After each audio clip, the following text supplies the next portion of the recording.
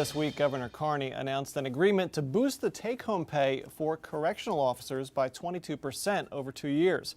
It was one of the recommendations in the state report on the prison riot at the Vaughn Correctional Center in February. We'll discuss this and many more topics as we can squeeze in here on State of Play. And here with us again is Steve Tanzer of DelawareLiberal.net. Steve, thanks for being here again. Appreciate it. My pleasure. So it is worth bringing this up because I'm sure a pay raise for correctional officers was not on John Carney's mind in January when he took office. But I guess it had to be done, or did it? Oh, it had to be done. It should have been done a long time ago. I mean, we had a similar report back in 2005 that highlighted this. And here we are with the event being the Vaughn Correctional Center tragedy, underlining exactly what all of the problems there are. I mean, we've had an extremely hard time both recruiting and retaining correctional officers, not to mention that we're making them work ridiculous hours under less than optimal conditions. Sure. The problems, of course, also are felt by the inmates who are living there as well. It's just a horrible situation. The report is a very good report, actually, and it really recommends quite a few things. This had to be done, and it's really just the first step. They're talking about a career ladder, right, and they're talking about other opportunities. We were losing correctional officers to New Jersey after a couple of years, not because they had a real career ladder and you could move up very quickly there. Whereas in Delaware, it's been going on like this for some time. As I might add, it's been going on with state employees for some time.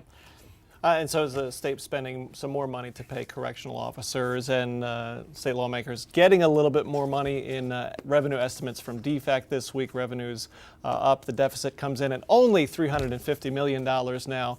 So obviously good news, not as good as news as they might have hoped, but how does this affect the budget debate going through the next couple weeks? What it'll do is it'll make the cuts less draconian. You've got $27 million in newly identified revenue from the DFAC committee. That's the committee that basically estimates what the available revenues are going to be. You also have a package of bills that really is beginning to move now. That includes, of course, the increase in the brackets, that includes the increase in the deduction, but taking away the itemized deductions. You've got beer tax, or actually an alcohol tax, cigarette tax, vape tax, and even a possible tax on LLCs as well. You also have a bill from Representative Kowalko that would add not one, but two new top brackets, one at $125,000 and one at $250,000, which may or may not get to the floor. So you can see on the revenue side that you're pretty close to getting a deal made. And then how about the cut side? That seems to be where there's been a lot of. We saw a protest earlier this week for education officials upset about cuts to the Department of Education and schools. Correct, especially the schools. I mean, you could probably make cuts to the Department of Education, which essentially did away with some administrative positions, but it's the schools, and right, the schools have constantly been having to deal on the cheap the last few years, which of course then makes referendum more essential and makes passing them even more challenging. So you're right. I mean, the teachers in particular saying, why are we always the redheaded stepchild? And I agree with them. So what I would think would happen, would hope would happen, is that with that $27 million, you can begin to ease the education cuts, at least. Right.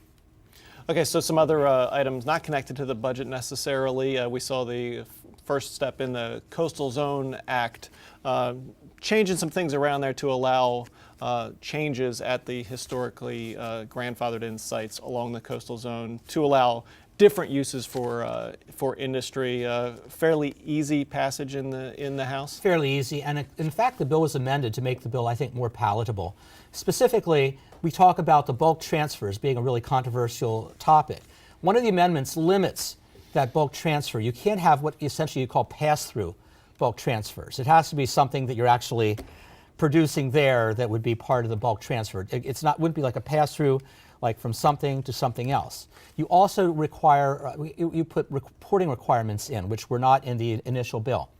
And so, and you also require the companies that would go in to agree to do the remedial environmental cleanup and to keep it in good shape. So it's not unlike what we call a brownfields bill, really. So I still think what they should do is have public hearings during the break, but I think they're going to push this through. But it is not the carte blanche that I think the chamber wanted in the first place. So then, as we come up to the end of the session, rapidly approaching, obviously the budget a priority. Do you think this is the historic year where things are not settled by the early hours of July 1st, and we go a couple more days, or do you think now that with the added DFAC money, it gets done sort of as usual? I think it'll probably get done as usual. What you really have now are the Republicans essentially holding the budget hostage for certain things that they want. Bill was introduced this week that basically has a 3-year moratorium on prevailing wage for DelDOT construction projects. That's one of the prices they're trying to exact. I don't know whether they will or not. But practically speaking, when you're close enough to make the deal, the will of the legislators to come in for a couple more days, that evaporates really quickly. All right, and we imagine that Steve Tanzer will stay up late on June 30th just to see how it all pans out, and you don't miss a minute. You can read his work on DelawareLiberal.net. Thanks, Steve. My pleasure. Thank you.